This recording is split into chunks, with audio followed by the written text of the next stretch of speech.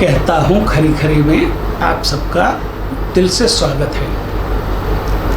Divine Mahakal की ओर से, प्रज्ञा महाअवतार बाबा जी की ओर से, गुरु माँ की ओर से और मेरी ओर से आप सबको ढेर सारे आशीर्वाद। सुखी रहो, खुश रहो और आध्यात्मिक मार्ग पर आगे बढ़ते हुए मोक्ष के द्वार तक पहुँच जाओ। सनातन धर्म मोक्ष कैसे पाना वह सिखाता है। पूरे विश्व में सनातन धर्म एकमात्र ऐसा धर्म है जो मोक्ष की बात करता है। बाकी सारे धर्म कहीं न कहीं रुक जाते हैं और द्वैत पर अटक जाते हैं। सिर्फ और सिर्फ सनातन धर्म अद्वैत की बातें करता है। आगे बढ़ो, मोक्ष प्राप्त करो और परम ब्रह्म में लीन हो जाओ, एक रूप हो जाओ। ये कहने के लिए बहुत बड़ी हिम्मत चाहिए और वो हिम्मत हमारे ऋषि मुनियों ने जताई है। वो खुद ने अनुभव किया है और अपने अनुभव से हमारे ऋषि मुनियों ने हमें मोक्ष के मार्ग पर कैसे पहुंचना और मोक्ष के द्वार तक पहुंचकर परम ब्रह्म में कैसे लीन होना वो बताया। कई बातें हमें बताई नहीं जाती हैं मगर वो अनुभव से पता चलता है और वो अनुभव जब आप करते हो तो आपका हौसला बढ़ता है और आप और तेज गति से मोक्ष प्राप्ति के लिए अपने आप को तैयार करते हो। सनातन धर्म की एक खूबी है, ये और कोई धर्म में आपको देखने नहीं मिलेगी। हर धर्म में डराया जाता है, आप ये नहीं करोगे तो ये होगा, ये नहीं करोगे तो ये होगा। सनातन धर्म प्यार सिखाता है, दिव्य प्रेम सिखाता है। यदि आप भगवान से डरोगे तो भगवान के पास पहुंचोगे कैसे, जाओगे कैसे? जिससे हम डरते हैं उसके पास जाने से हम डरते हैं। तो सनातन धर्म कहता है भगवान से प्यार करो, भगवान के साथ एक हो जाओ और खुद भगवान बन जाओ। बहुत बड़ी बात सनातन धर्म ने बता दी है कि खुद परम ब्रह्म बन जाना, अहम ब्रह्मास्मि। और उसके लिए सिर्फ बातें नहीं की है, रास्ता भी दिखाया है। मगर आज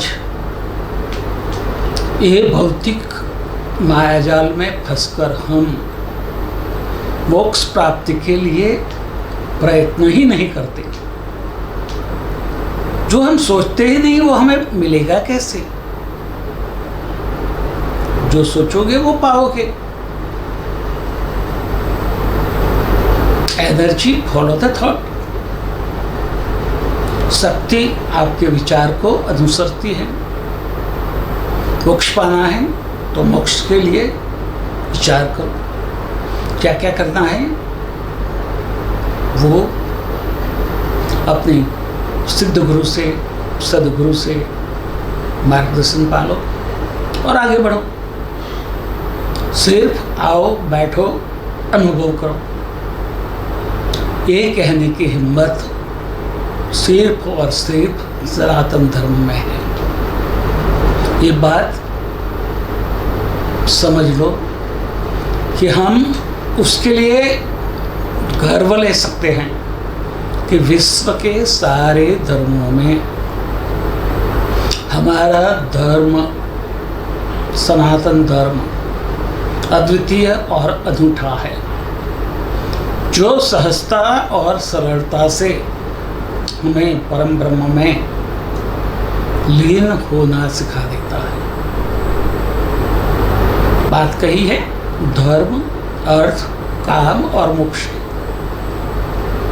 अपना धर्म अदा करो, धर्म अदा करने के लिए काम करो, काम करके अर्थ कमाओ, अर्थ उपार्जन करके अपने धर्म को अदा करो और मोक्ष को और आगे बढ़ो, मोक्ष पालो। हम चाहे तो इसी मनुष्य जन्म को हमारा अंतिम मनुष्य जन्म बना सकते हैं और उसके आगे देव योनि है। हम देव योनि में गति कर सकते हैं, मगर कब? जब हम मनुष्य योनि में आए, तब से आज तक हमने जो कर्म किए और उसके बंधन से हम बंधे, उसको तोड़ते जाओ, न्यूट्रल करते जाओ और उसको संपूर्णतः कर्म के बंधन से छूट के आप मोक्ष की और मोक्ष के द्वार पर गति कर सकते हो। ये बात कहने की हिम्मत और कोई धर्म में नहीं है। सिर्फ और सिर्फ सनातन धर्म मोक्ष की बातें करता है, और बातें करता है इतना ही नहीं, वो कैसे प्राप्त करता है वो सिखाता है। सबसे पहले अपने सद्गुरु सिद्धगुरु की जो आज्ञा है, जो मार्गदर्शन है, उसी के मुताबिक आगे बढ़ो। अपने इष्ट की उपासना करो और अपने गृहस्थ धर्म के सारे कर्तव्य करते हुए मोक्ष की ओर आगे बढ़ना है। और सिर्फ और सिर्फ सनातन धर्म सबके कल्याण की बात करता है। वो ही कह सकता है सहना भवतु सहनौ भुनक्तु सह वीर्यं करवावहै तेजस्विनामावधीतमस्तु मा विद्विषावहै। ओम शांति शांति शांति। ये बात आज कोई करता नहीं है। क्यों? कि यदि ये बात जो सबकी समझ में आ जाए और सब उसके हिसाब से आगे बढ़ने लगे, तो जो विधर्मी हैं, अधर्मी हैं, उनकी इच्छा बर नहीं होगी, पूरी नहीं होगी, और वो हमें भटकाते हैं, उलझाते हैं, और ऐसे शब्दों की माया जाल रचते हैं कि आप उसमें उलझ जाते हैं। सुख, शांति और समृद्धि सबका अधिकार है, मगर आज समृद्धि विश्व के 2% लोगों के पास इकट्ठी हो गई है, और वो 98% लोगों को कुछ देना ही नहीं चाहते, बल्कि उनके पास जो है वो भी छीन लेना चाहते हैं। तो ये हमारा सनातन धर्म नहीं है। सनातन धर्म यदि आप अच्छी तरह से फॉलो करते हो तो आपकी सारी इच्छाएं अपने आप गुरु कृपा से, इष्ट कृपा से परिपूर्ण होती हैं। उसके लिए प्रयत्न ही नहीं करना पड़ता, सिर्फ सहजता और सरलता से वो प्राप्त हो जाती है। आप कल्पतरु बन जाते हैं, कल्प वृक्ष बन जाते हैं, कामधेनु बन जाते हैं। अगर कामधेनु बनने के बाद, कल्प वृक्ष बनने के बाद आप यदि विधर्मियों के भौतिक समृद्धि के बातों में उलझ गए तो आप खत्म हो जाते हैं। ये ऐसी बात हुई कि एक प्रवासी पद यात्रा से भारत भ्रमण करने निकला था। जहाँ जो कुछ मिलता वो खा लेता था, पी लेता था। जहाँ रात पड़ी वहाँ आराम कर लेता था। सुबह में उठकर अपने कर्तव्य को, अपने इष्ट को, अपने गुरु को याद करके उनके प्रति अपनी कृतज्ञता व्यक्त करके वो आगे बढ़ता था। एक बार वो एक नदी के तट पर गया, बैठा, उसने खाना खाया, नदी से जल पिया और वापस वो वहाँ वृक्ष के नीचे आ गया। उसने सोचा कि इतना सुहाना समय है, नदी के किनारा है, वृक्ष की छाया है, हल्का मंद मंद वायु चल रहा है। यहाँ यदि खाट मिल जाए तो आराम से सो जाए। और एक खाट आ गई, बहुत अच्छा गादी था, चद्दर था, तकिया था, और वो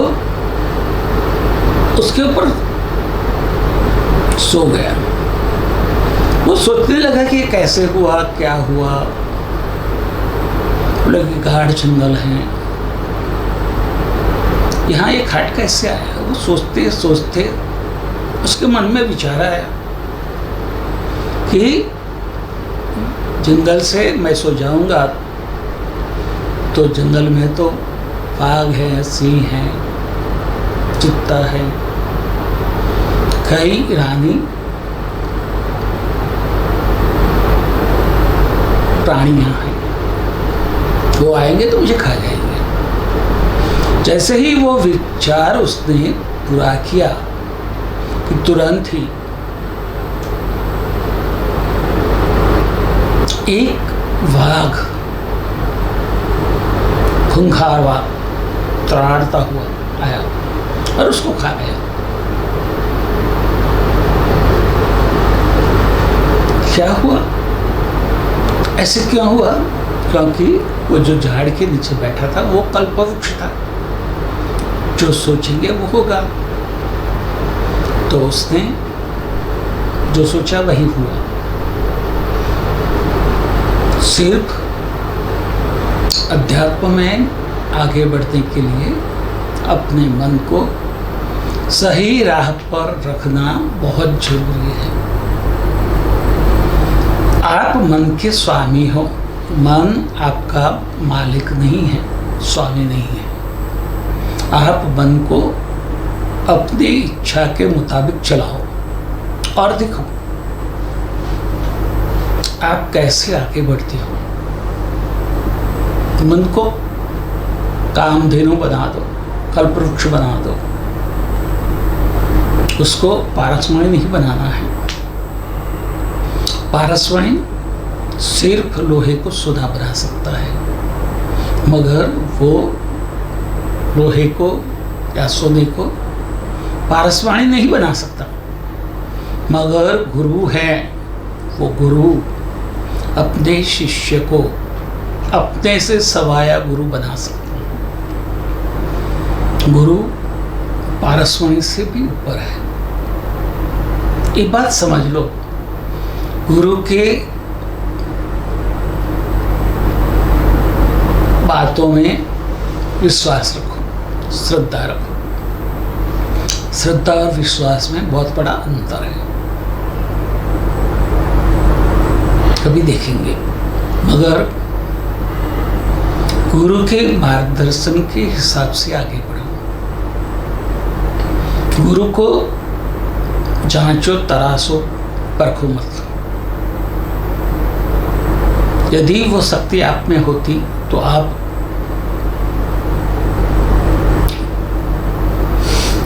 ये हालत में नहीं होते, आप गुरु से भी ऊपर होते। तो ये बात समझ लो, गुरु को कभी तराशने का प्रयत्न मत करना, परखना मत, उसकी परीक्षा मत लेना। कोई भी स्वरूप में गुरु आ सकता है। वो बालक भी हो सकता है, वो कुत्ता भी हो सकता है, वो मकड़ी भी हो सकता है, वो चींटी भी हो सकता है। गुरु को सुनो, वो जो कहते हैं वो करो, वो करते हैं वो मत करो, और अपने जीवन को मोक्ष की ओर आगे ले जाओ। गुरु का मोक्ष प्राप्ति में बहुत बड़ा स्थान है, उसका अनुदान है, तो उसकी कृपा है। जिसके ऊपर गुरु की कृपा होती है वो बहुत ही जल्दी मोक्ष को प्राप्त कर लेता है। चुटकी में, क्षणार्ध में गुरु पर विश्वास रखना है, गुरु की बातों को जीवन में उतारना है, और अपने सारे कर्म के बंधनों को न्यूट्रल करते हुए, खत्म करते हुए मोक्ष की ओर आगे बढ़ना है। और फिर देवयोनि में जाकर देवों से ऊपर उठकर परम ब्रह्म में लीन होना है। और वो एकदम सहज और सरल बात है। मोक्ष प्राप्ति हो सकती है, परम ब्रह्म में लीन हो सकते हैं। तथास्तु, तथास्तु, तथास्तु।